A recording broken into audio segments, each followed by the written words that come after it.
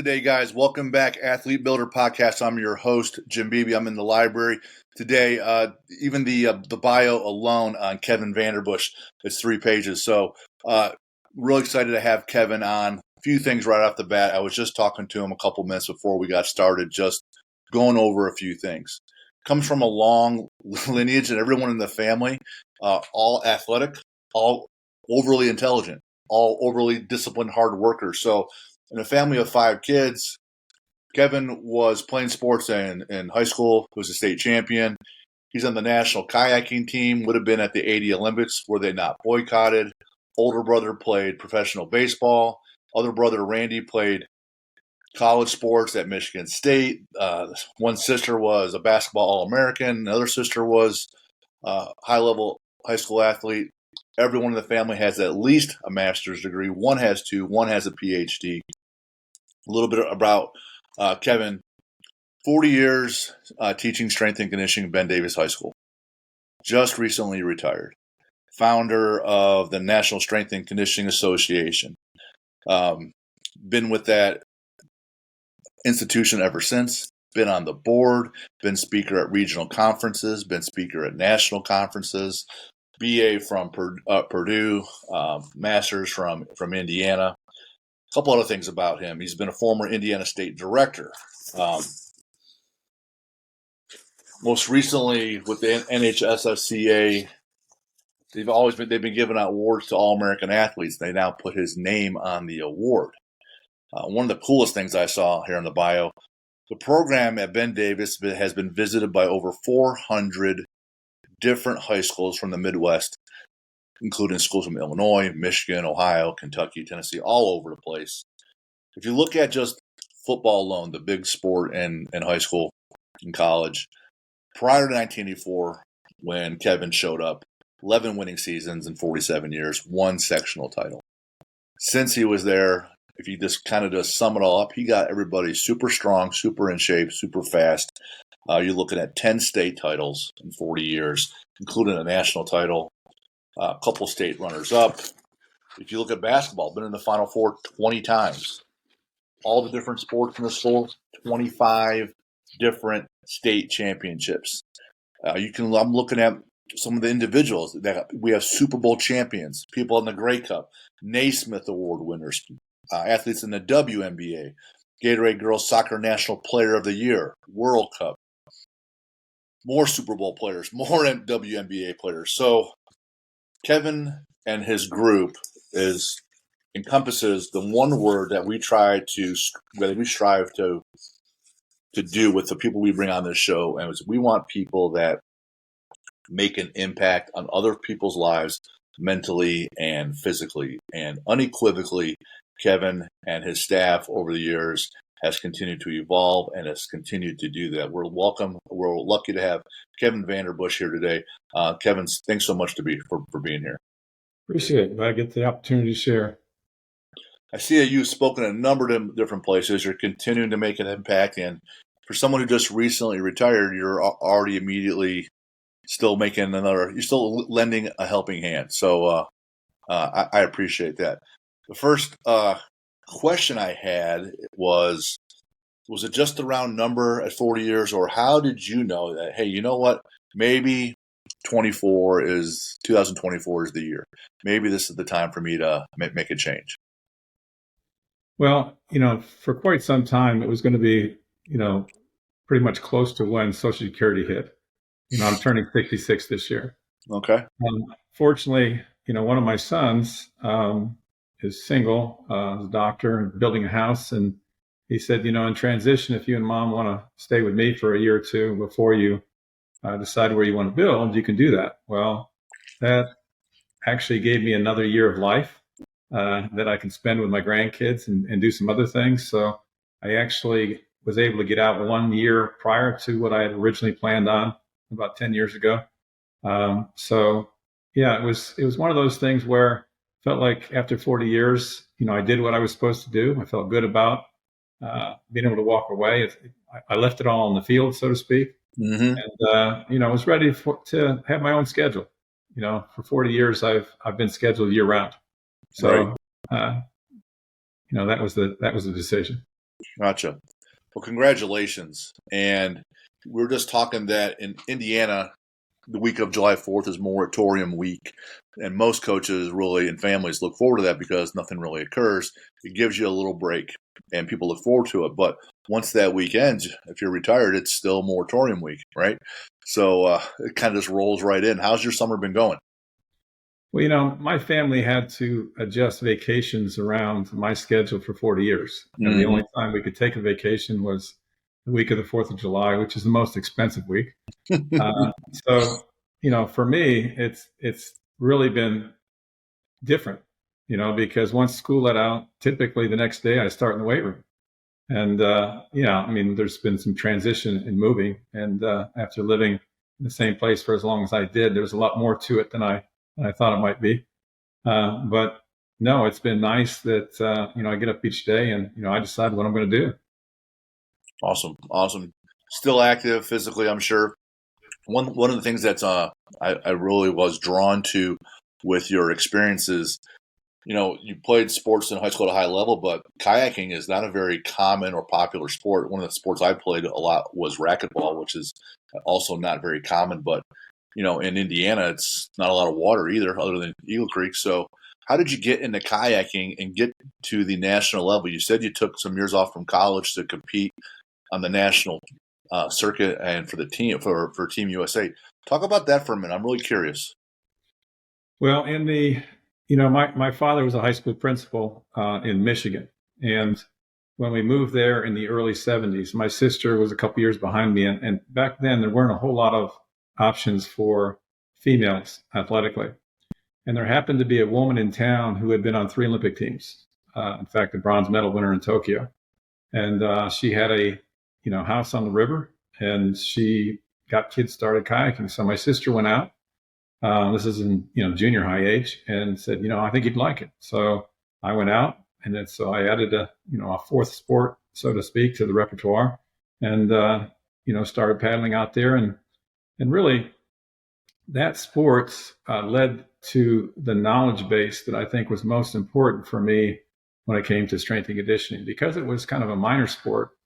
Once I competed, throughout junior high and did pretty well with that, participated in high school. And then once I went to the national level, I had to, talk to a lot of people about training methods, whether it was Olympic development coaches, whether it was college professors, whatever it was, because I had to understand more than a typical athlete would, because it was a minor sport. You didn't have a ton of coaches around.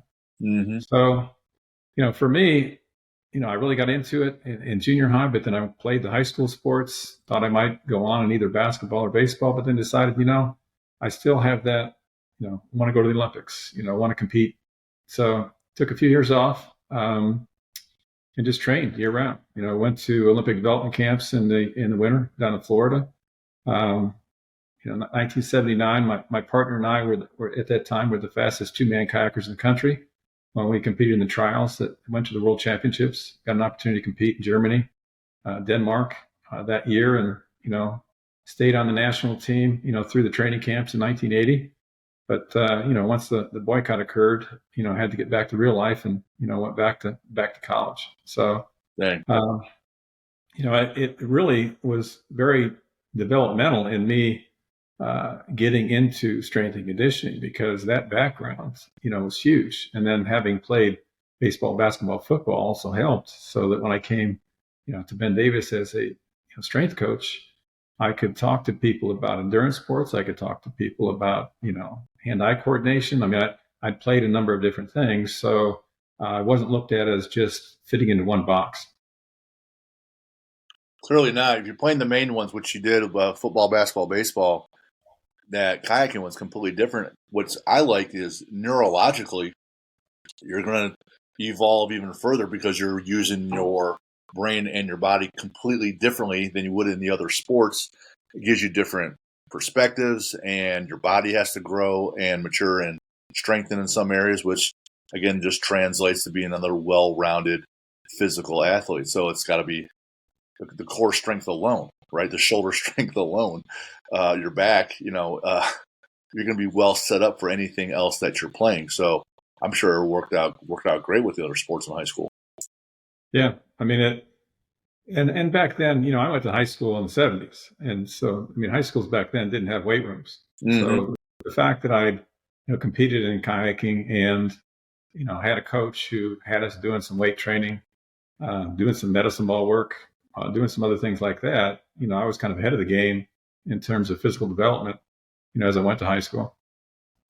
One thing that I find very, very challenging is like, we at my gym, we work mostly with kids that aren't in high school, a lot of kids that are younger. And we have a few stragglers in high school, but most of them work with the high school strength coach.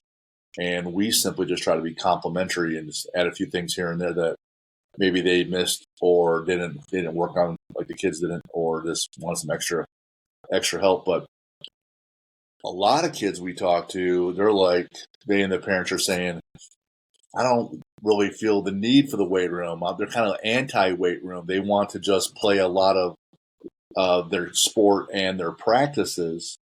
And it seems that some of those sports seem to be gravitating that into that trend of developing kids that way. Is that making life harder for you strength coaches in high school and stuff? Is that you finding you getting pushback from people?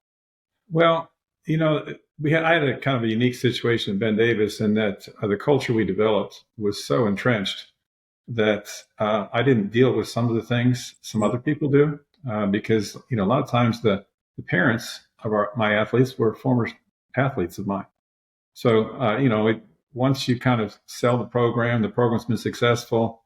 You're not necessarily facing the same thing. In fact, most of the people coming in are really they've already bought into the idea that both the strength and the athletic enhancement routines that we do there are going to help their son or daughter. So I didn't fight that as much. That's good.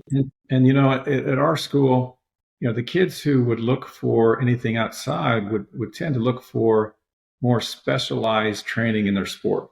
Like we have kids that go and work with a linebacker coach, or kids that work with a DB coach or receiver coach and so forth, because they felt like they already had the strength and athleticism taken care of in our program. Good. And so it wasn't the same thing. Now, I know that, parents a lot of times think they know more than they do about what their son or daughter needs. And, all of them think that they're going to get them that scholarship, and there's a lot of, AAU coaches or club type coaches that, will guarantee those things regardless of the athletic ability. And kids start performing because they think it's about getting scholarships. And I think that's really wrong. But, I haven't had to deal with it as much as most. I do think it is a problem that, people feel like all you do is play the game. And I think they play too much and they don't do practice enough. They don't work on skill development as well as not working on just strength and athleticism. Right. And I think it becomes about playing games, and it starts way too early. Yeah. When it comes to be about playing games at a very young age, it's, in my opinion, it's more for the venue to make revenue than it is for the overall development for the kids. The kids get better from practicing over and over and over again. It's 10,000 reps. Bruce Lee would say, I don't fear the guy that practiced 10,000 different kicks. I fear the guy that practiced one kick 10,000 times. And it's that repetitiveness and the learning. The kids they're so young, their brains aren't developed, their bodies aren't developed. It's that learning component that comes from just hours and hours of practice. And the strength piece. It takes a long time to build a 500 squat or 300 bench or knock your 40 time down. It takes a long time to build that and your running mechanics. It doesn't just, hey, this summer I'm going to start lifting, I'll be okay. That's not the way it's going to be. It takes that compound interest effect to really maximize the results from hard work. So when with the new retirement, what are one or two of the main things that you feel like I'm going to miss this piece? Well, the thing I'll miss the most is that, when you're a high school strength coach, every single day you have an opportunity to make a difference in the lives of the student or the athletes you work with. Yep. I went into work with the idea of, put those in front of me. I can mentor, counsel, advise, and give me the words to say to make a difference. I repeated that over and over because each day I would look for those opportunities. And for me, it wasn't even just about the athletes. It was about also mentoring other coaches. Being a student of leadership, being a student of coaching, being a student of sports psychology, I felt like I had a lot to offer any of the coaches, that worked there, the athletic administration, other teachers, as well as the athletes. So, I mean, the thing I'll miss is that, every day I could come home and say, these were the times that I was able to make a difference with somebody. These were the relationships that I developed. So to me, that's the biggest thing I'll miss. Hopefully I'll find other opportunities, to still make a difference. I mean, if asked to present at conferences, I still will do that. I've thought about the possibility of writing articles. I'm not sure that I'd want to dive into an entire writing of a book, but, I want to find some ways of sharing what I've picked up over the last 40 years. That's great. And, offline, I'll be asking about, I just hosted the Athlete Builder Summit a few weeks ago, and we're going to have another one next year. So one of those asks will be coming your way about having you present and speak. So no pressure. When you talk about making an impact with other coaches, on our show prior, we just had, we've interviewed Matt Cates, Penn High School, Aaron Miller with Northridge. Chad Dockery is a good friend of mine that's now the athletic director down at Wrights down in Evansville. Those are the three people that have been on this show. And the word they use with Kevin Vanderbush is the godfather of strength and conditioning. So I said, is that from like a Vito Corleone, going to beat your ass kind of guy? Or is it from the knowledge, or is it a little bit of both? And they were just high praise that, they come to the mountain and the mountain gave them tons of strength and conditioning knowledge. So you clearly made an impact. So that was great having them on. They mentioned you, and I said, well, I've never met Kevin. I know Randy, and they said, well, give him a call. He's willing to talk to people. Well, I was able to start in high school strength and conditioning in 1984. I mean, and back then, there were a lot of MAC schools that didn't have strength coaches. I mean, Boyd Epley just started the National Strength and Conditioning Association in 1977. So, I mean, it was only 6 or 7 years old at that time. So for me, I was fortunate. I came out of college at a time when a school like Ben Davis decided, just football coach at the time, had been at Army and been at Purdue, knew that strength and conditioning was just getting started. The school itself had just purchased some equipment. So it was just the perfect storm, because I had put on my resume that I could be a strength coach, not knowing that, would necessarily lead to anything. But so I was able to start before most schools even thought about it. And so as a result, when we start in 84 and, the football team, you talked about had previous, lack of success. And we got to where, we were at the state championships and, 5 out of 6 years in a row, and we're national champions. And it drew a lot of attention to our school.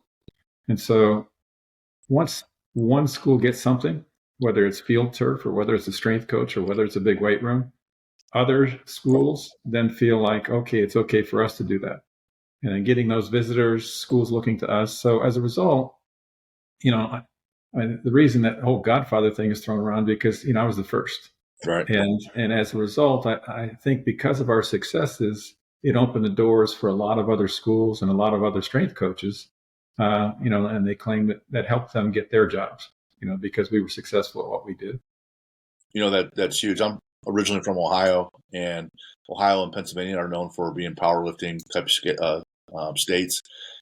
And like to a T, I don't know if it's just the industry or what. Like I've called people up randomly, Mickey Marotti at Ohio State, Louis Simmons over at Westside Barbell.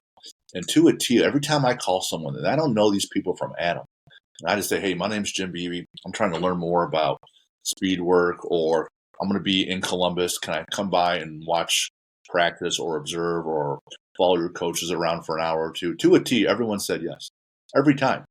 And I think that people are just so adamant that, hey, let's just make people better and stronger. So it occurs mentally and physically, and it takes a team. That I think this in the industry alone, this isn't my background. My background's finance and investments. It's a completely different industry, and sometimes not nearly as welcoming if you're a competitor. But these folks, for some reason, they just constantly say yes. And you'll hear them on their other podcasts. Yeah, I called this guy up, and they said, yeah, come on over, and let's dive into it and learn. And you got 400 schools showing up. That's just huge. I think it's just an indicator that people would like to make an impact and help each other in the strength and conditioning world. Yeah, I think in sport, a lot of times people feel like they're always competing with each other, and so they can't give up these secrets. Sure. But in strength and conditioning, we're one of the components. It's kind of like an athletic trainer sharing methods of rehabbing athletes.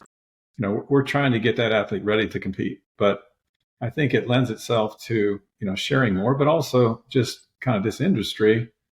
There isn't anything that anybody's coming up that's brand new. I mean, it's people are sharing stuff, that's Right. been used before and refining it. So everybody learned from somebody. So I think there's much more willingness to share. So I'll be 50 this year. When I was a kid, I was playing CYO ball in some rec league, and if you played well in baseball in the summer, maybe you made the travel all-star team and you got maybe another 30 days, maybe 6 weeks of games. You're playing with some better talent, get some more practices, but that's it. And once summer's over with, it's the fall. So it's either, football or cross country or whatever. So that extra travel ball was like what separated people because no one else really got that.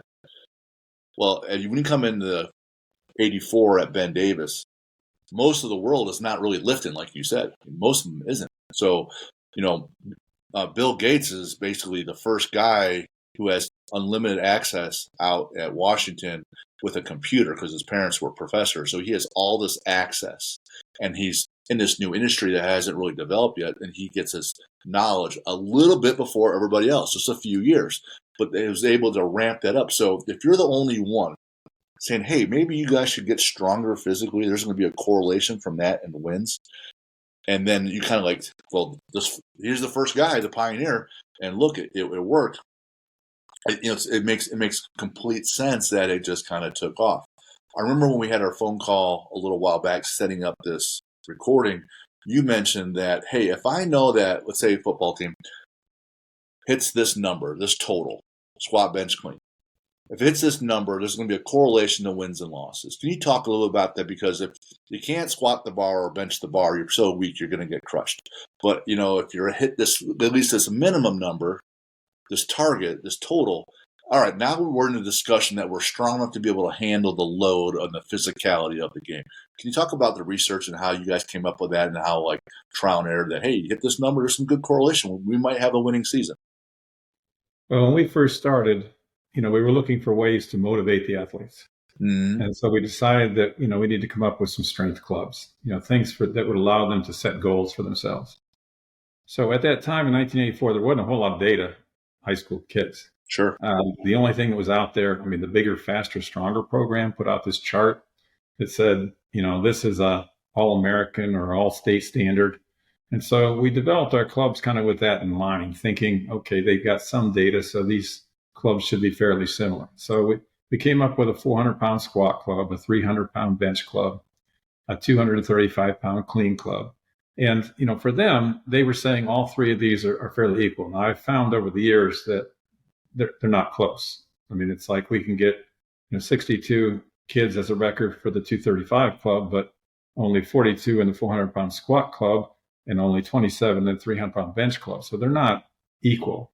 But we started with those three clubs as well as one that had been started at the school, which is benching, 200 for 10 reps, which comes out to about a 250-pound bench. Mm-hmm. And then we decided that we wanted an overall athlete, not just one that would do well in one of those three lifts. So we came up with adding those three numbers together, 400, 300, and 235, and came up with a 935-pound club, which is our power club. So we had those 5 clubs, and we kept track right from the beginning. And that first year we started in 1984, we didn't have a single kid that could meet the 235 and a single kid that could do the 935. We had 8 kids that could bench 210 times. We had 2 kids that could squat 400, 2 kids that could bench 300. And those were the same 2 kids. So, that's all we had were 12 club members. The next year, got things going. We got up to 28. We thought that was big. Next year, we got up to 74. It went up, at that point. The following year, the 4th year, we were up to 78. We won a state championship. And as we look at it in the first 20 years that we're there at the school, if we got above 76 club members in those 5 clubs. And a kid can be in more than one club. So the total. Our average record was 13-1. If it's below 76, our average record was 7-4. So we felt like there was a huge correlation between, how strong we got and how effective we were on the football field. Now, we also did a football lift contest back then. We started that in the late 80s or so. And, we'd bring about 10 other schools in. They could bring their football players. And, we had bench, squat, clean. We ran the 40-yard dash. Right. Well, early on, when we competed, we could have gotten first, second, and third place, just by having the, different groups of kids and totaling the numbers. So we were that far ahead of the other schools at that time because they didn't have the big weight rooms. They didn't have a strength coach at that time. It was just football coaches bringing them in. So we knew that we were at an advantage. And, I think we overpowered a lot of teams. People talk about the fact that we were, stronger, we were more athletic, we were faster. So I think that, the physical development was way ahead of the game. Once we got to, past 2000, between 2000 and 2005, other schools, had gotten weight rooms, they'd gotten strength coaches. And so, whereas before there was a big gap, the gap was closed. Now, I like to think we were always as strong or stronger than anybody we competed against, but we also, at that time, we needed a quarterback and running back. Before we could kind of get by without having that star player because just developmentally, we had guys that were physically stronger. The year we won the national championship in 1991, 10 of the 11 guys on defense were in the power club. So we're talking about even defensive back. Wow. So, the numbers each year give us a strong indication of what kind of team we have. Now, the numbers have grown because once we were able to get freshmen involved, because when we first started, it's a 10 through 12 high school. Freshmen were at the junior highs. But once we got freshmen lifting, the numbers jumped. Instead of having 30 to 35 in the 235, we had over 60 at times. Instead of having, 20-ish in the 400-pound squat, we had over 40 a couple times. So one more year of lifting helped, kind of explode the number of kids we had. But at the same time, you got to realize that you're only putting 11 on in the field. So, it helped us depth-wise, and it helps us in terms of, we do have injuries that there's not as big a, fall off for the next guy in line. But we're also competing against teams who, are climbing much closer to, doing what we're doing in the weight room. That's excellent. There's 2 points I like to make along those lines. One, I can't remember the video I saw. It's Nick Saban. I think he's at LSU, and he's brought in, and he just says, we only have X number of guys that squat 500 and X number of guys that bench 4. So even if we are really great at the skill positions, we're just going to get pushed around, right? And I can't remember what the actual number was and when he said it, but you have to actually be in the game. You can't just be this weak person, given what your sport's demands are. So you have that piece locked in for essentially 15 years, 20 years almost. 2000, that's 16 years. One of the things we talk about on the show is that in the head, there's 3 different components: your mindset, your knowledge, your mindset of who you are, how you handle things. There's your knowledge of the sport. There's what comes out of your mouth and how you deal with teammates. Physically, there's your training, there's your nutrition, and then there is your recovery. And each one of those 6 things, if you can find a big competitive – that's my dog, sorry. If you can find a big competitive advantage, that's how you win. Walmart's the cheapest. That's how they win. So for the longest time, if you're simply the strongest and most athletic, even if you don't have a skill player, you're winning at the line of scrimmage all the time. So what we tell our athletes, or when I work with our athletes, can we find – sorry about that. Okay. Can we find a competitive advantage in all 6, or at least one, right, where you can actually beat people because you're so good? Maybe you just study so much film that you are always in position better than everybody else. Or maybe you're the most selfless person on the team as a teammate. That's your competitive advantage. But can you find one for all 6? And your gap was so huge, you exploited it. I just love that piece because that is essentially what a business is. you have your competitive advantage, and that's how you make a bunch of money, right? So if you guys are simply the most athletic, well, here we are, 25 state titles. Here you go. That's huge. So now that the gap closes, you're still tasked with the same thing. How can we get our guys stronger, more athletic physically? How can we get them to eat better? How we get them to be better teammates? How we get them smarter, at their sport? And you, as a strength coach, you're pouring all that into them. And I wrote down here that you spent a bunch of time on learning about the psychology of dealing with people, not just X's and O's and sets and reps and percentages. Talk a little bit about the psychology of dealing with these high school kids and getting them to perform. Well, again, one of the advantages I had was that, when I competed in the World Championships in 1979, I saw that the East Germans and the Russians had sports psychologists. So very early on, I was kind of in tune with the idea that there's something out there in terms of the mental component, that the people who are really doing things the right way. So, I became kind of a self-taught sports psychologist, read everything I could get my hands on in terms of sports psychology, in terms of, and it branches out into, any kind of personal development, any kind of mental toughness, any kind of leadership. I mean, all these things to me were components that, as a strength coach, would add to my toolbox. And I felt like I'm in the best position to teach these athletes about mental toughness, about handling adversity, about setting goals. I mean, a number of things that a sport coach doesn't really have the time to deal with, because they're dealing with their X's and O's and their skill development of that particular sport. For sure. So I felt like that I needed to be, a student of the game. So as a result of that, our football coach, as an example, I mean, as it evolved over the years, they would have me not only, we'd run a 3-week preseason conditioning program. We call it co-captain's practice, but we were developing leadership. So I became that person that was out there with the whole team and with the co-captains, teaching them how to lead, teaching the team how to accept leadership. But at that same time, we talk about mental toughness. We talk about how conditioning transfers to what you do on the field.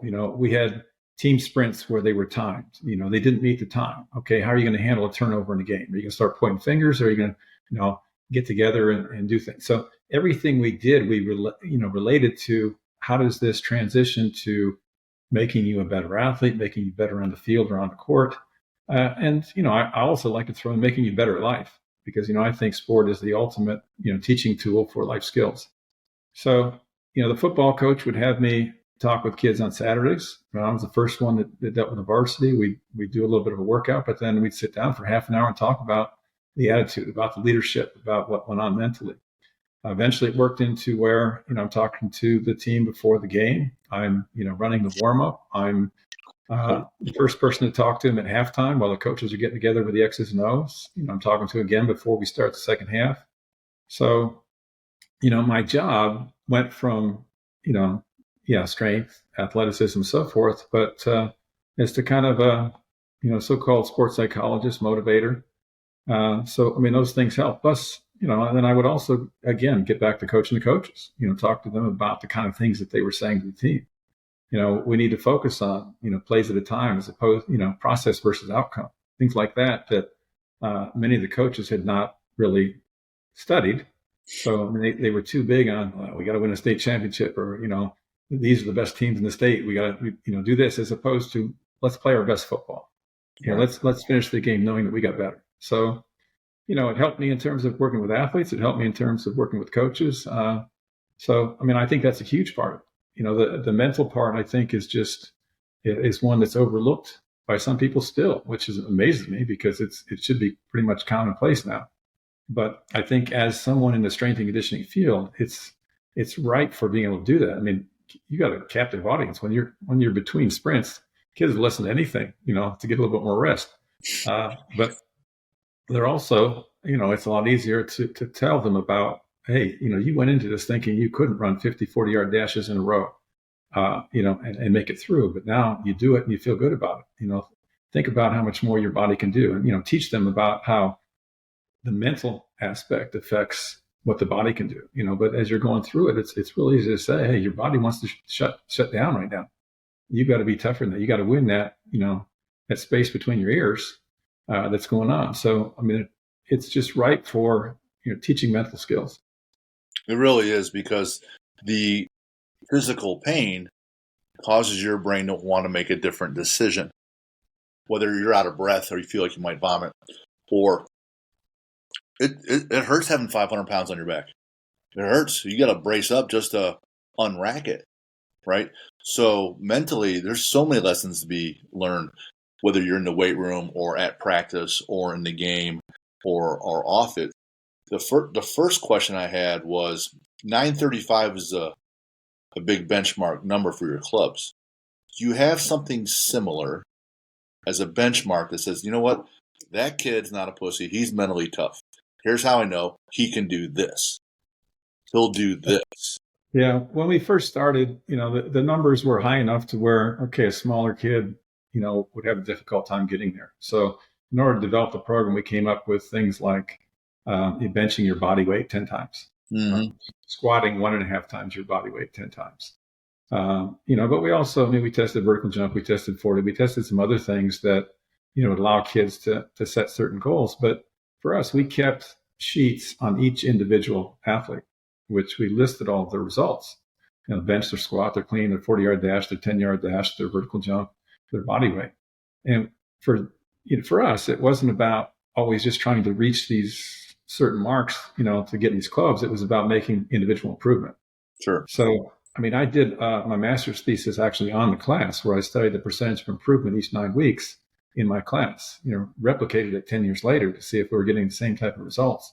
And what I found was that, just the average athlete in my class, in the first year that they're in my class, each 9 weeks we test. Okay. So we're testing, 4 times during the school year.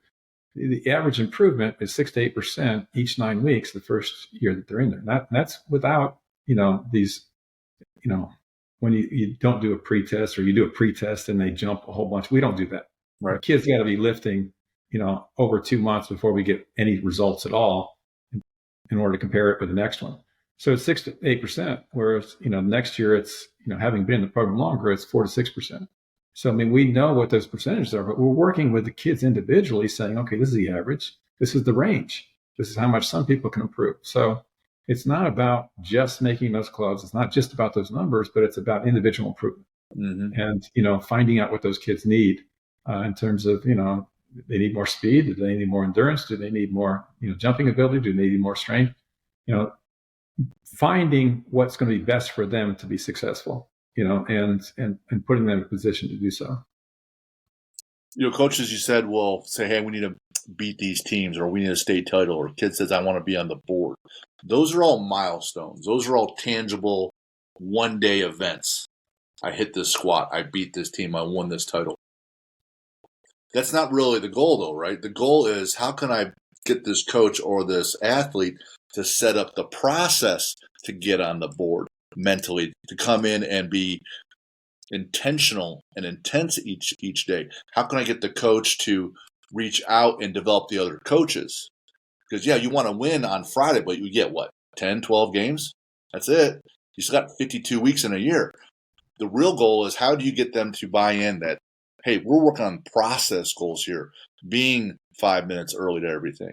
Talk about that with kids, that those processes that aren't really that sexy to talk about, that being on time, staying a little bit extra, doing the accessories. That's where you make your big jump on your bench, because you did all your extra accessory work, because you did all the little things that build that up. Can you talk about that? Well, we were big on developing culture. And part of the culture was discipline, and talking about discipline as a habit. So, kids weren't allowed to be late. In my class, if they're not in the locker room, kids are doing push-ups, kids are doing extra things. We just call them motivators, not disciplinary action. We're going to give you more work because you haven't got it figured out. But I really think that high school age athletes want discipline, whether they understand it or not. And I've had some that, come back 15, 20 years later that will say, a big part of what I learned, from you was discipline. At the time, I didn't know it, but I needed it. And, I was successful as a result of going through that and experiencing it. So, I think that part of it, is huge. But, the culture to me, or even things as simple as, in my weight room, you have to wear tennis shoes, you have to wear shorts, you have to wear a full t-shirt, because That's, a discipline. Mm-hmm. You're not going to come in with, cut off shirts because, it's not like we're just putting on a gun show. We're in there as a practice for a sport. You're not going to come in with your "Hey Dudes" on your feet or your Crocs because that you're not an athlete. So Right. little things like that felt like were important to develop that feeling of we've got to do those things, and then from there it's what do I need to do today to make myself better. And I tell kids when they wake up in the morning, okay, there's a number of choices you can make throughout the day. If each time before you make a choice, say, is this going to get me to my goal? And you've set up goals. You've set up long-term goals, but you set up shorter-term goals. And we talk to them about that. But if all choices are made based on something that they are looking ahead in terms of this is what I want to accomplish, then it makes decisions much easier. Okay, do I go out to fast food all the time? Well, is that going to make you a better athlete? Are you going to recover as well? Are you going to perform as well? Are you going to have as much energy? Well, no. And so if you've already determined that I want to be as good an athlete as I can, then when you go to make that choice, it's very easy because you're always putting in front of you that how do I compare this to what's going to allow me to be my best self? When it comes to the actual, playing, I tell guys before the football game, before a basketball game, or whatever it is, that I want you to finish this game feeling like you gave it your all. You went 100% on every play. You got better as a result of playing this game. And that's how we're going to measure success. We're not going to measure it on the scoreboard because the scoreboard a lot of times has to do with the other team. It could have to do with the referees. It could have to do with what things that are out of your control. What is within your control is you playing your best, you competing, you doing everything you can to be better at the end of this day than you were at the start. So, that's a big part of, to me, developing athletes and getting them to understand that it's not just about outcomes. We talk about how that translates with life. Lilly's one of the biggest companies here in town. So maybe you're doing your job as best you can, but this drug does not get approved, and Lilly's numbers, their net income numbers don't reflect that. So they take a hit. There are things that are out of your control, in all these organizations everywhere. And if you start focusing on those things that you can't control, I find nothing but misery. Personally, I'm upset. I'm worried. I'm anxious. I'm pissed. Right? If I can sit there, hey, these are my markers. These are my top tasks. I'm going to knock these out and then help my teammate knock out one or two of his. All right. These are things I can feel good about. And I said, this is why our phrase is win the day. These are the things that we can work on today and get there. I think that's a great way to approach that and developing that culture that way that you guys had there. Every once in a while, you have someone that's different, right? I see NFL player, WNBA players, Super Bowl champions. You find some people are different. Some people are going to be different physically, right? Some people are going to just work harder, but they don't have it physically, right? And then you get the Peyton Mannings that they come from the family, they have the size and the genetics. Physically, they're there, and he's still the first one at the facility and the last one to leave, right? They put all that together. When you see that, like, what are some things that point out to you, Coach Kevin, this kid's he's gonna be different. We can take him pretty far. We could push him. He will respond and handle more of a load. What are some things what are some indicators that this kid will go further? Then how far will you push and take them if you can?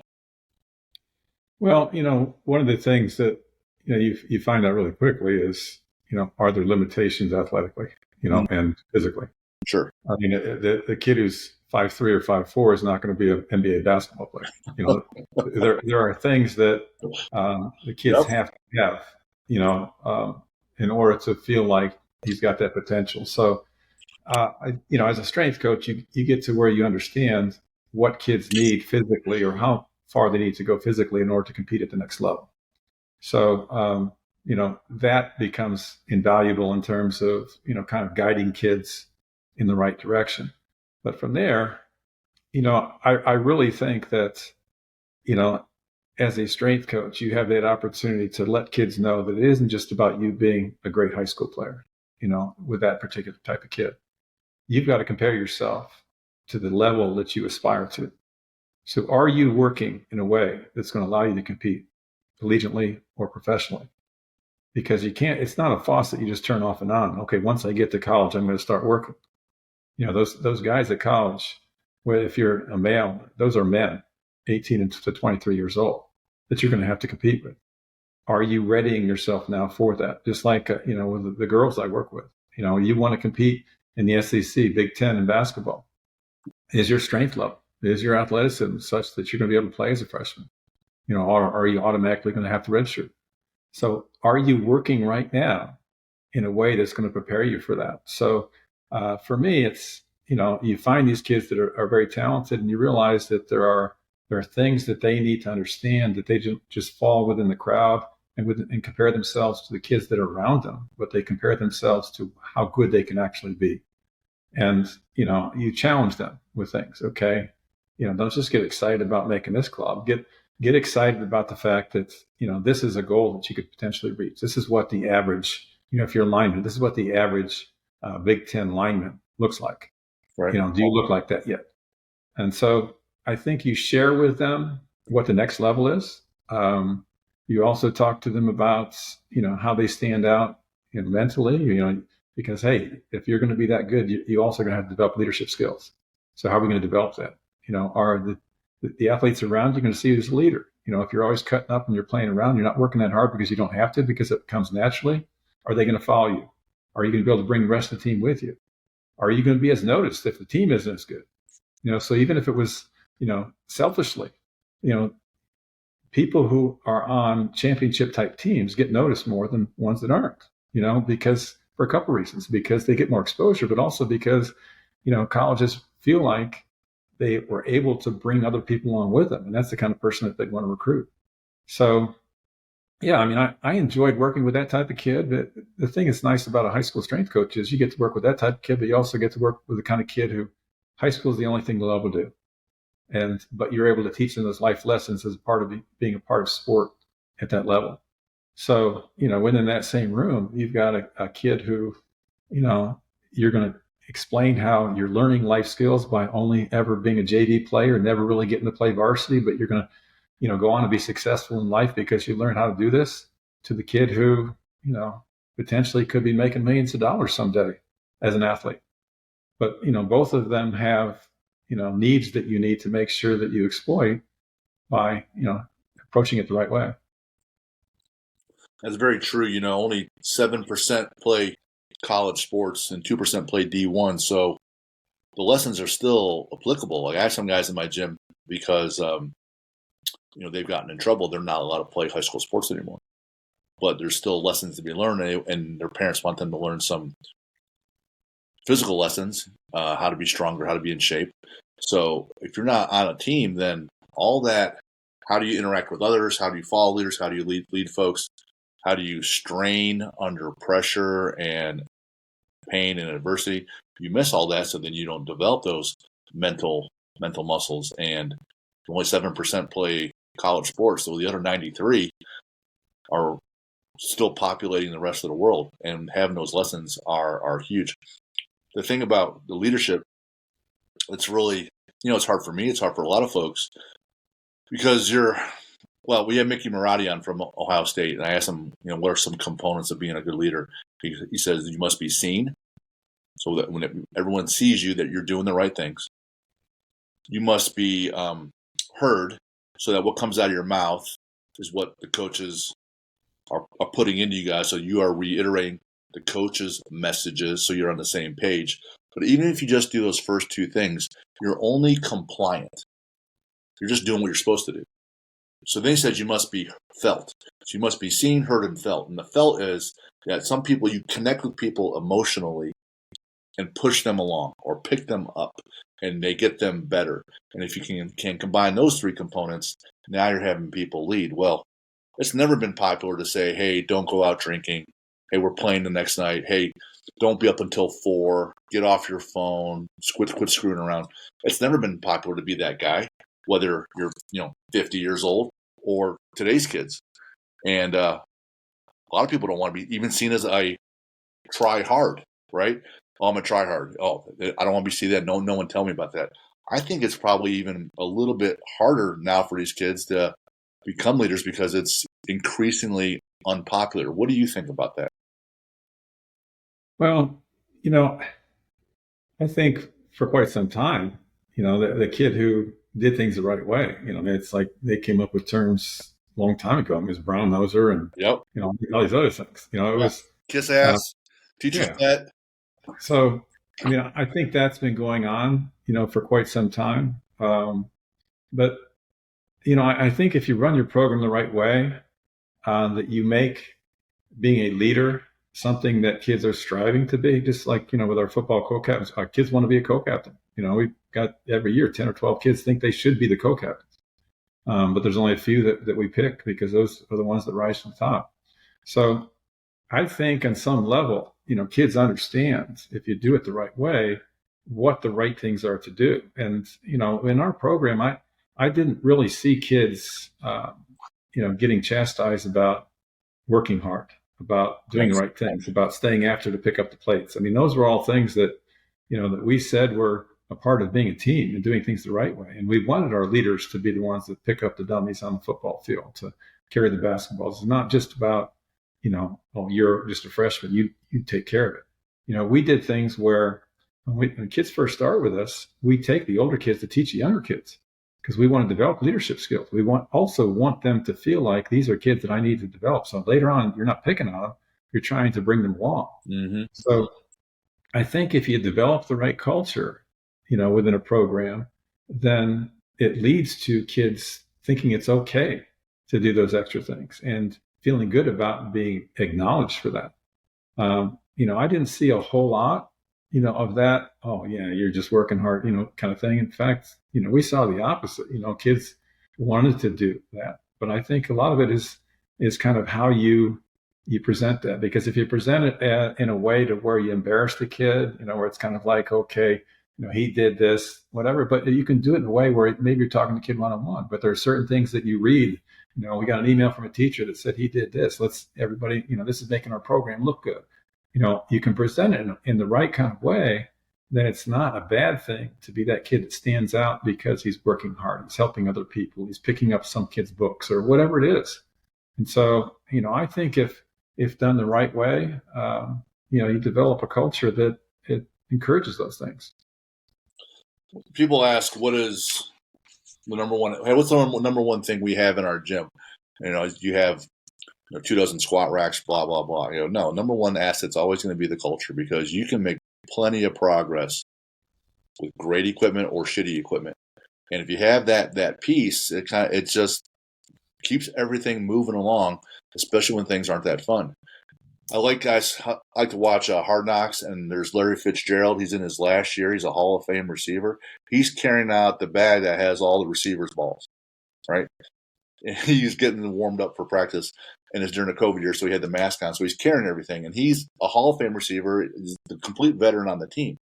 Or you read about the New Zealand All Blacks rugby team, and one of their mottos one of their tenets is sweep the sheds, meaning after every game, home or away, they leave that locker room as good or better than how they found it, right? Doing all those little things. And it becomes, when I tell people, those habits are life and death.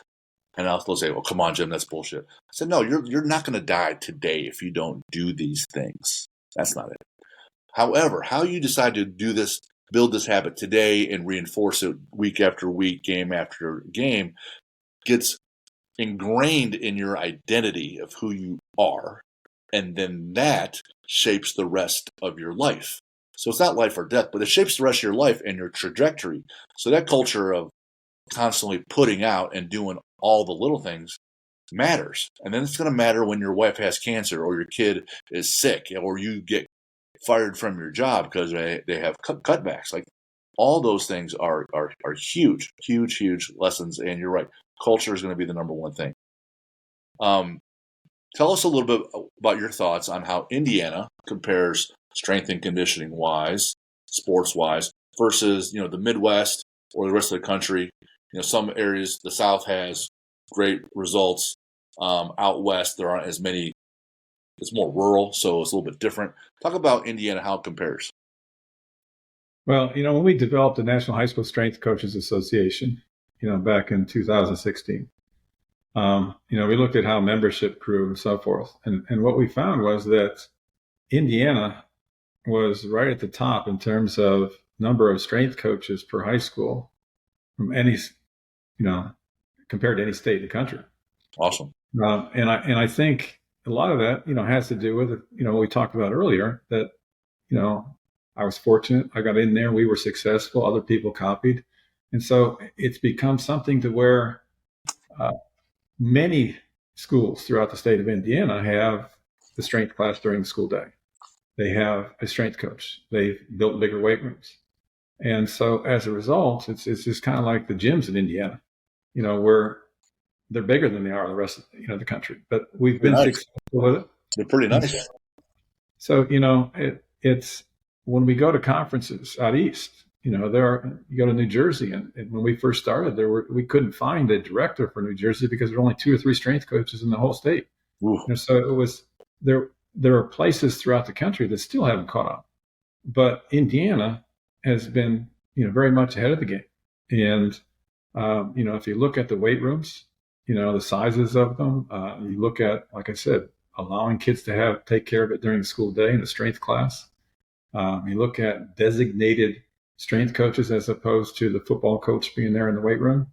Indiana is way ahead of the rest of the country. Texas does pretty well. Georgia does pretty well. And another couple that aren't too bad. But, if you compare it in terms of how many do we have compared to how many, schools are in the state, I put our mark up against anybody. That's awesome. That's great. Strength cures a lot of sins if you're not very good at sports, because you're going to at least be somewhat athletic, right? And it just gives you that huge competitive advantage. The other thing I noted here on 2 different questions about working with people or being a better strength coach or building your knowledge base, all I see here is avid reader, right? And you can see this is just a fraction of the books in our library downstairs behind us. But I want just right off the bat, like, what are some authors or books that you're big on for sports psychology or leadership or personal development? Because we're always looking to get people better. Kaizen is one of our core values at the gym, which means trying to get 1% better in everything that we do. Talk about being an avid reader or listening to podcasts or books on tape. Like, what are some of your go-tos? Well, when I first started in strength and conditioning, I felt the need to read everything I could on the X's and O's, so to speak, sports science, sure, exercise science. So it was flexibility, it was nutrition, and so forth. But as I got into it, especially at the high school level, I found that, this is how I talk about high school strength and conditioning. The analogy I use: if you have an entire house, house is on fire, you got to get out. You got to take the things that are most valuable to you that you can fit in one suitcase. That's what you take out. To me, that's what strength and conditioning is like. The house is all the things that are out there. Mm-hmm. The suitcase is what you actually use when you work with a high school athlete. Okay, just the most important things. So by finding that out quickly, I realized what I needed to be studying were the other things. The leadership, the motivation, the personal development. I need to have something on, in my brain that when a kid comes up to me and said, I'm struggling with this, that I've got an answer for it, or I've got the right kind of question to lead them to the answer for it. So I just started reading everything I could. It started off with sports psychology. Then it was like, okay, as I'm reading sports psychology is how you deal with relationships, how you deal with my kids, with my wife, with family, with colleagues. And so I realized that personal development carries over to everything you do in life. Mm-hmm. So I started reading more, as I branched out, whether it was anything that had to do with like self-help, personal development, and so forth. And, I got to where, I would say the last 5-6 years at least that I was teaching, that I was reading about a book a week. And, I counted like how many I'd had really. I've read over 1,000 books since I started working there. I left like 500 of them for the next strength coach. I packed away about 150, and I've given away, some other ones. But I really think that reading as opposed to listening, you learn more because you're seeing it. I think highlighting the important things takes another level of repetition. Yep. I think taking your highlights, and I used to type them up into a Word document. It's because by having to take it and paraphrase it, it was another level, another repetition. and then reading it and then sharing it with other coaches. But then once I got to, it was a few years ago, I started on Twitter and realized that, okay, I can reach more people by starting those highlights, put a little post, kind of a comment each day, and started doing it that way. So I think reading, again, book in hand, as opposed, I tried the online version, for a while, but it just didn't feel the same. Sure. So book in hand, reading as opposed to listening, highlighting, and then having to put it somewhere else allowed me to it was much further ingrained in me, but it also, by doing those things, I'm able to share some of the knowledge with other people. So, I think that's important. But, when I look at authors, I like the John Gordon stuff. He's written a lot of really good stuff. Yep. Pat Williams used to write a lot of really good stuff. There's a guy that's, I've read recently, Dr. Benjamin Hardy, who's written a couple of really good books, Live Your Future Now and The Gap in the Gain, which, I think are great for anyone to read. And I quote those all the time. There's a book that was put out not too long ago. I'm probably pronouncing it wrong, but it's Arete. I think it's Arete or something. Arete, yeah. It's like a 1,000-page book, but he condenses about 70 or 80 books within that, and it's like a thought a day type thing, because the sections are very short, so somebody can read it in pieces if they want to, as opposed to all at once. But to me, once you start in on those books, and you're buying them, Amazon sends you, that, okay, if you like this, you probably like this, where you can start, finding other ones. And, as you share with a group of people that that read that type of thing, then when they find it, it's like, hey, here's a good one, I'll look into. And it becomes much easier to kind of continue to find those other resources. But, for me, it was just like, I'm ordering books all the time. Yeah, my wife actually reads more than I do. She doesn't really read about the improvement books or mindset or things like that. Hers are all U.S. battles. So a lot of Civil War, a lot of World War II. She just loves all the history, U.S. history, but still a big reader. And similar to you, since I'm trying to impact people and make them better mentally and physically, I would do the same thing where I was writing it down. I would highlight it and then I just underline, and then I'd write these things down on Microsoft OneNote. So I'll have the books that I really liked, I'll have them outlined in there. What I found the next iteration for me was, if I could share this quote or this habit or this tactic, like I like James Clear's Atomic Habits quite a bit. I quote that book all the time on how to change some people's habits. If I can then share that with someone, well, now I really, darn it, I know the material. So if I read it and highlight it and then write it down and then share it, then I know it. So then I have recall. And then after a few years of just doing it, people would ask me some questions. And I'm like, well, it says right here. So if you don't believe me, well, here's a smarter guy than I am. You'll at least believe him, right? And if I can bring 5 or 6 of those together, it kind of lends credibility. And I find it just fun to learn how you can improve. I just wish I were, younger so I could do more of it. When you're talking about the suitcase, what I see is a lot of people, me included, loves the new bells and whistles. Hey, I need to have this new monitor in my car so that it attaches to my phone so that the map is there and I can put up different music on the car, like all the new gadgets. And there's the velocity-based training gadgets in people's weight rooms. And I'm like, you know what? For these kids that have never really done much, junior high and then high school, it almost doesn't even matter what I have them do because they're so at the bottom that I can have them just doing Jim Wendler's 5-3-1 or a basic 5x5 program, and they'll have results for a good 18 months. So what is in Kevin Vanderbush's suitcase as the house is on fire in the weight room? What are the main ingredients for you guys? Well, we developed something early on, given the variables that we had. Okay, we knew, like in our strength class, that we're only going to have 35 minutes of working time. So as a result, we came up with a system where, okay, we can't do a total body program. And, if the athlete's participating in sport that day, whether it's competition, whether it's practice, that kind of dividing things up would really be more conducive to allowing them enough recovery time. So we came up with a split routine.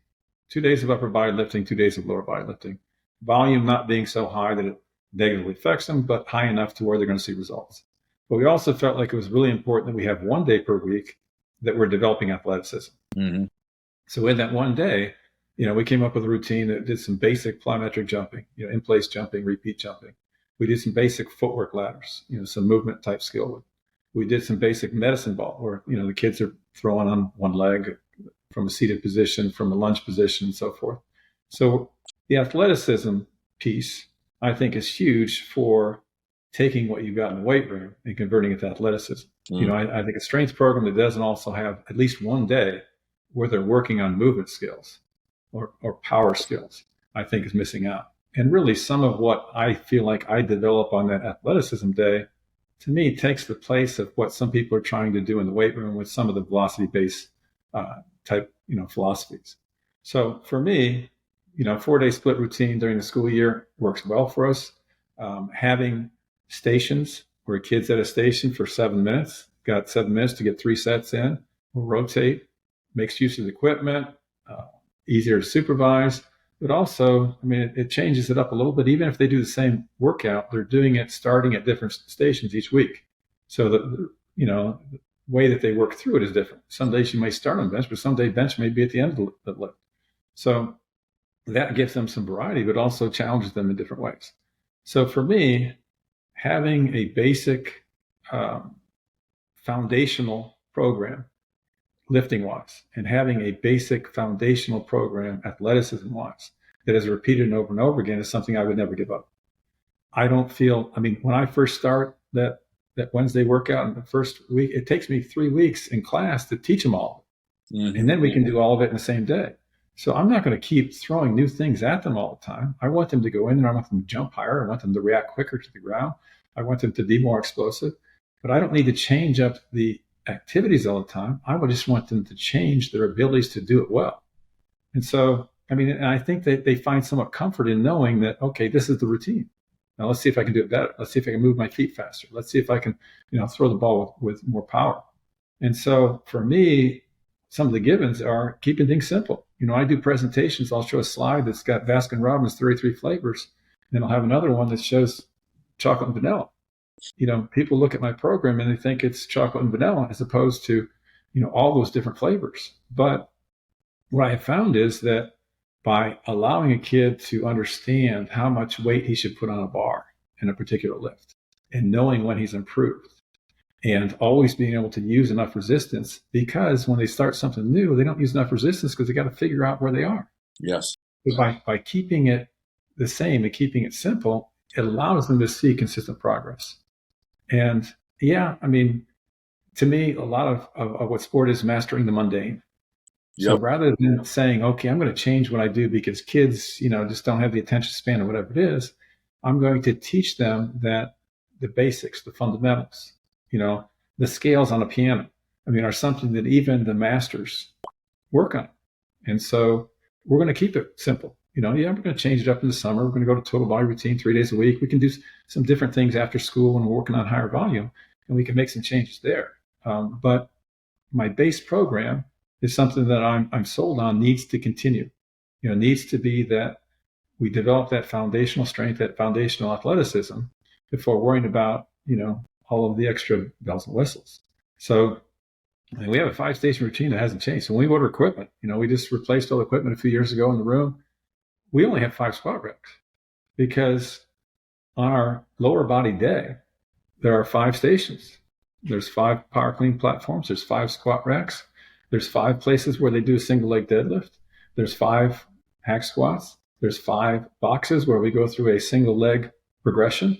We're doing a modified pistol squat and overhead split squat and so forth. So I have 5 of each. Okay, so 5 times 5, there's 25. Mm-hmm. Okay, 2 kids per. You can fit 50 kids on that side of the room. I don't need a whole bunch of extra racks because they rotate around. Everybody gets the opportunity to use them. Right. But by doing this, they're getting all 5 stations in. They're getting explosive lift. They're getting an overall lift. They're getting, one where we're working on hamstring, and the same thing on upper body. So I can fit 100 kids in my room with only 5 squat racks, with only 5 benches, with only 5. So, that to me also is is huge in terms of, I wouldn't get rid of that. I mean, I wouldn't go to. I mean, I would struggle when I go and do, different things at places where I walk into the room and there's like 30 squat racks and nothing else. It's like, okay, well, you're gonna have to use these 5 for power clean. You're gonna use 5 for squat. You're gonna use these 5 for bench. Kind of working out that way. There's a couple big principles right there. Whether, like my prior world at JP Morgan, there's the compound interest effect of investing or time value of money if you're borrowing. And then in the athletic world is the compound interest effect of incremental improvements physically, right? And if you're constantly changing the movements, then you stop that compound interest effect a little bit. It takes neurologically for the kids and adults to learn the movements. And then if you just do it once, the next time is already going to be better. And the third time is going to be better than that. And that law of diminishing returns doesn't really kick in for a good while. You're not going to plateau for a good long while. So there's no real need to change. You're right. I say you got to be able to make love the boring, or the mundane like that. So, but if you can, they call it the fundamentals for a reason. If you can just not give a shit that say, hey, we're just doing the same thing. I know what I did last week. I know what I did here. I did 4x10 at 50-pound dumbbell overhead press. I'm going to try to get 4x11, or I'm going to try to get 4x10 at 55 pounds. You know where you're at, so you know what you can probably try to build the next time. If you're always changing it, well, I don't know. I haven't built up a baseline yet, so I got to figure that out. I find it to be a challenging sell, but I think it has the most impact of just beating on those things that give you that big compound interest effect. Huge. You can make so much progress with a barbell, kettlebell, some bands, the basics, Yep. Yep. So where are you working out now? Do you have your own gym set up at home, or how's that looking? Well, in my son's house, fortunately he put enough room to where we've got 4 pieces of cardio equipment. I've got a rower, I've got an actual kayak machine. Okay. He's got a Peloton, he's got a treadmill. And then, we've got a set of dumbbells by 5 up to 75. I've got, bench press, incline dumbbell. And, I also have a, weighted vest that, pull-up bar and, some other things like that. So I've got enough to, at close to 66 years old, keep fit here. Yeah, man. It's nice having it in the basement, Sure. where it's just like you go there and you take care of it. Because I don't think I could handle heading to the gym. After 40 years of having my own weight room Right. in high school, working out in the morning before anybody got there, going into a crowded facility and, dealing with some of the things that you deal with there. Right.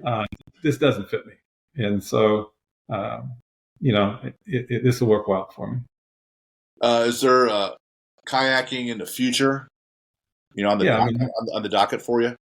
Oh yeah, I mean, I paddled out of Eagle Creek consistently, and as I moved up here to Westfield, it's a little bit further away, so I'm going to have to find public access on Morse and that type of thing, which is something I'm looking into right now, possibly White River. But I mean, at Eagle Creek, I went out pretty consistently 5-6 times, week in summer, 6 miles at a time.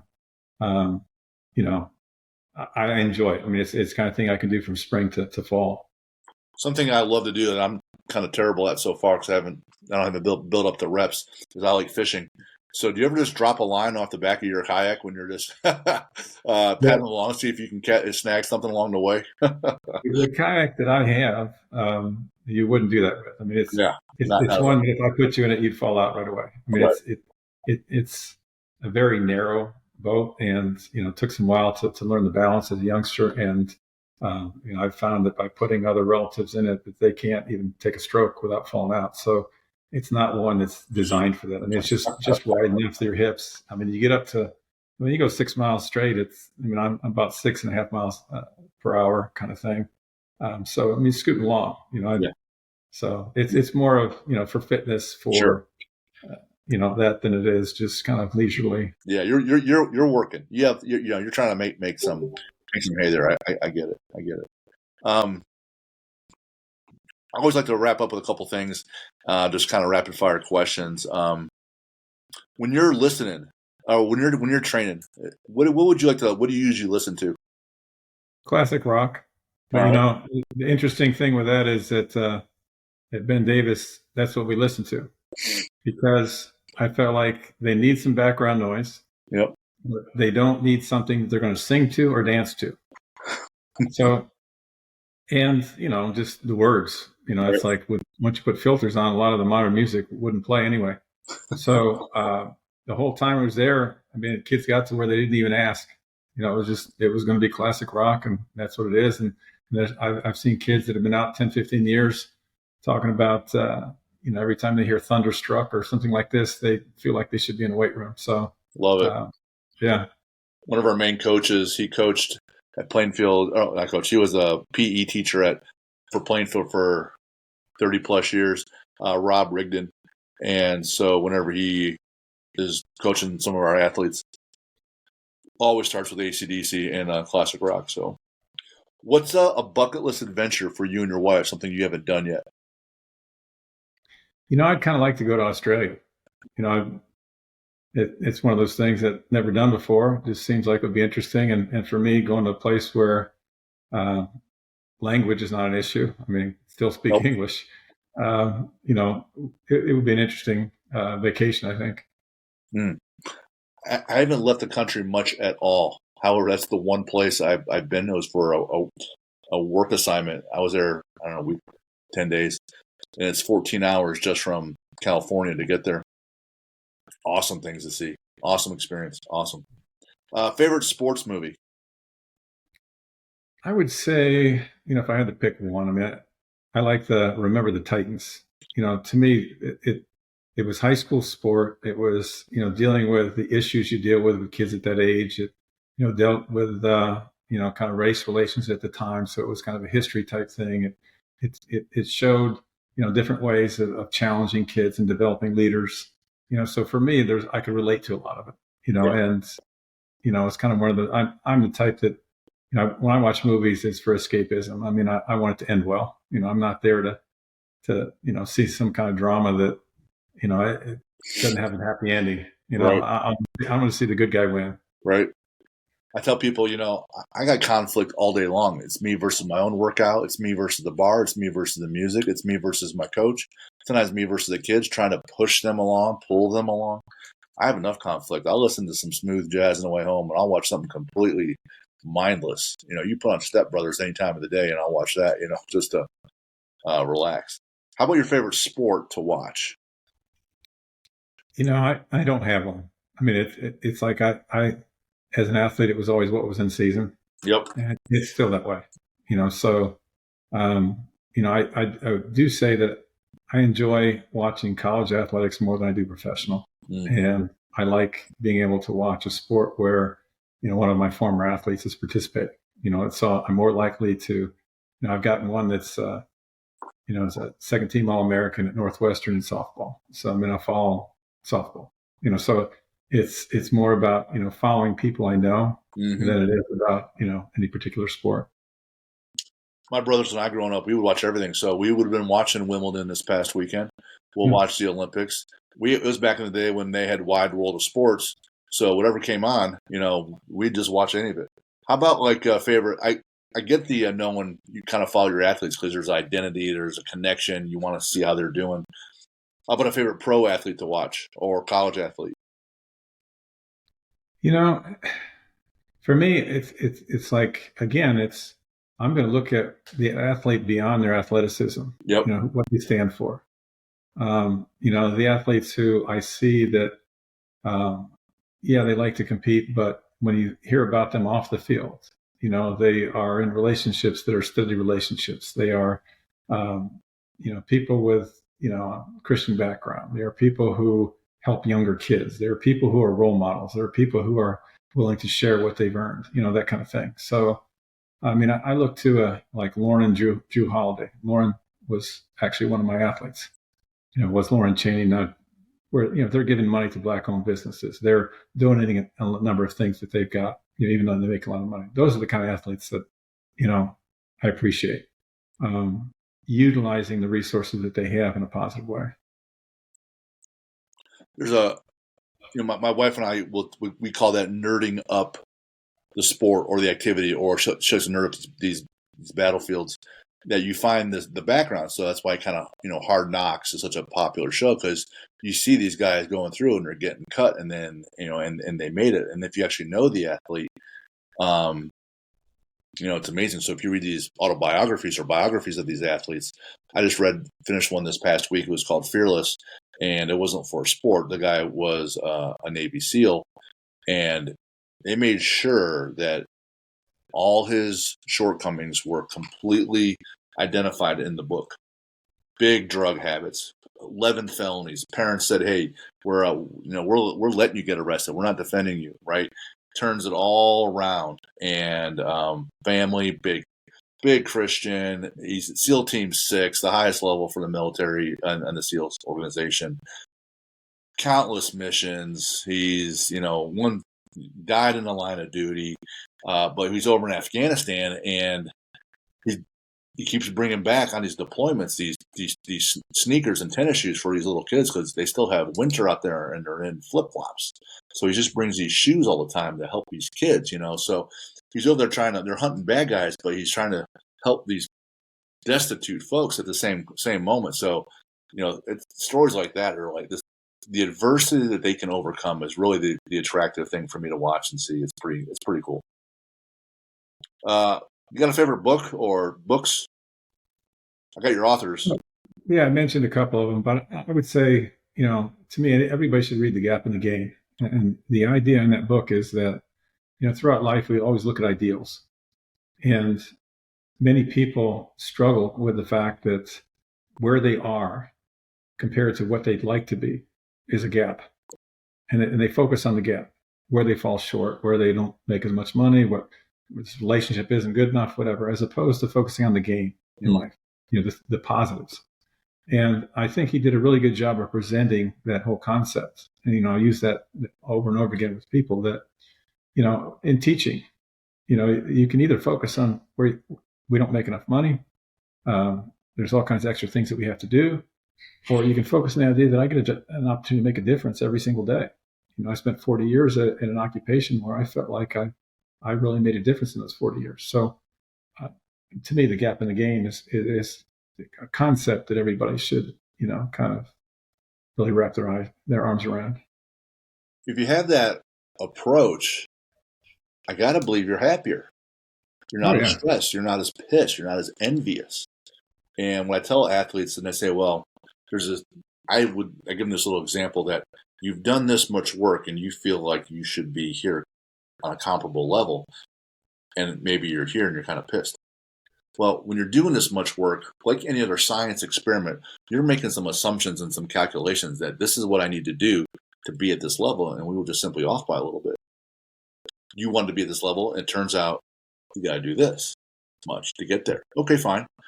So let's just reassess and get there. And it's that, what's that African proverb? The being envious is robs you of the joy of today, or something like that, versus just like we talked about before, focus on what you can control, your controllables. And that same author wrote a book, Live Your Future Now, which to me is another really good one, where the concept being that, where do you hope to be someday? And if you have that in mind, then it helps direct today. It does. Because the only way that I get where I want to be, as I look ahead and, how I want to look back, is if right now I'm understanding and have a good conversation with my future self. People who have conversations with their future self or see their future self as somebody are much more successful than people that just, seat of the pants, live by the moment, as opposed to, where do I want to end up? One of the guys we had on here was a 2-time All-American thrower from Ball State, and I asked him about nutrition. He says, I try to eat so that I'm happy about what I eat tomorrow. So I want to eat some today so that tomorrow I think, that was a good choice. I'm trying to, just a one-day future, which means I'm not going to have a big hangover tonight, so tomorrow I'm regretting it. Or I'm not going to eat a ton of fat and not enough protein, or a ton of carbs and not enough this, so that I'm regretting it. I want to eat today so that tomorrow, just one day, I'm feeling good about what I had yesterday. And it's just living that future, that one day, like right now. And what was cool about him, as you pointed out before, discipline's a big thing. This guy, Zach Riley, has been meal prepping for 14 straight years.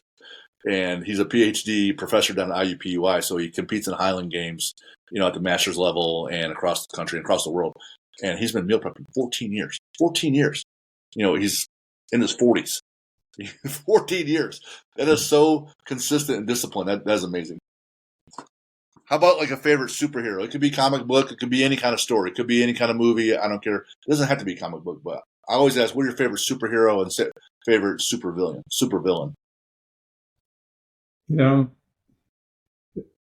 That's always a tough question for me, in part because, I don't look at any of the superheroes as having all the attributes that I felt like are important to have. But, I'm an old enough guy to where, when it started off, the only superhero was Superman. So I guess I'd have to go with that.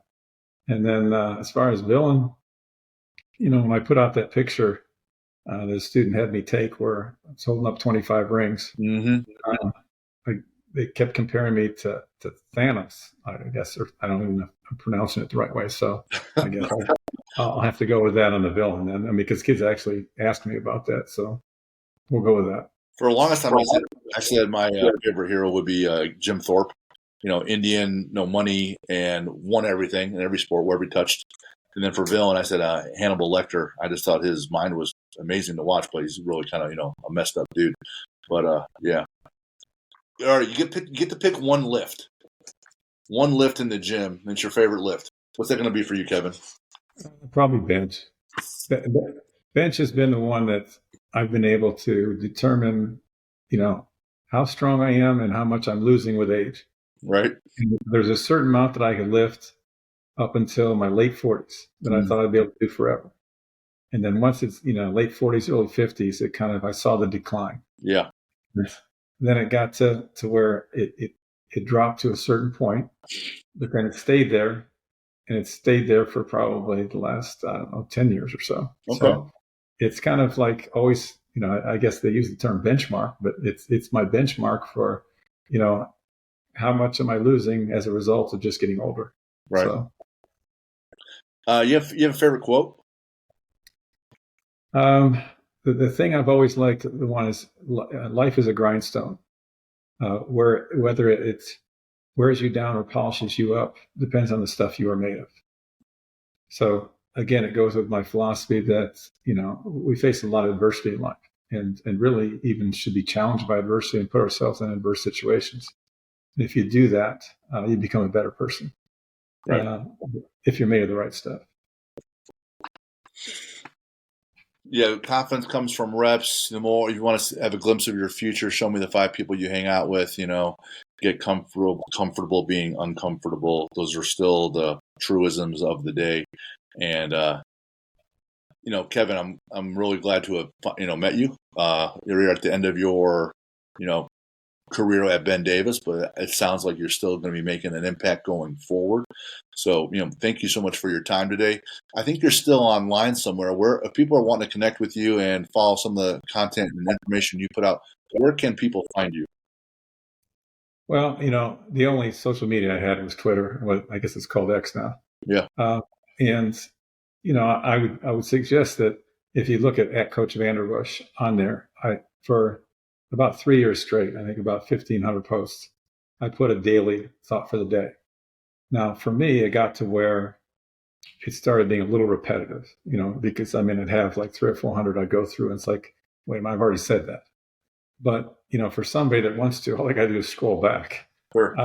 But, I'm giving myself a little break from that because, I want to get re-energized, read some different books, have some different things that might approach that. But I think if you look back at those, there's an awful lot of good thoughts. Start scrolling back one a day, and you'll have about 3 years worth of thoughts that I thought were important enough to put out there. That's awesome. My dad, I was in the late 80s. He bought me this book called The Edge by Howard Ferguson. He was a wrestling coach at St. Edwards. Yeah. I had that book. You had that book, right? And every page is like, well, that's another good quote. Well, that makes sense. I like that story. I got it on the shelf behind me. I love that book. All right, so we can find you on Twitter. For those that have questions for the show, you can continue to email us at info@athlete-builder.com. July 22nd is the big day. My first book goes on pre-sale, and it'll launch September 30th. Also alongside a digital course and planners that go along with it, go along with it for athletes, so they can map out how to improve the 6 things, those 6 components for building athletes daily, so they can keep adding those inches up in that compound interest effect. So that's how you guys can get a hold of us. Kevin, thanks so much for the time today. Thank you for the generosity. Thank you for your wisdom and your patience and the impact that you're helping us today and everyone that we reach through this modest show that we do. We're just trying to help others get better. So you're continuing to do that, and we're lucky to have you on. Enjoyed it. Appreciate it, Kevin. Thanks so much.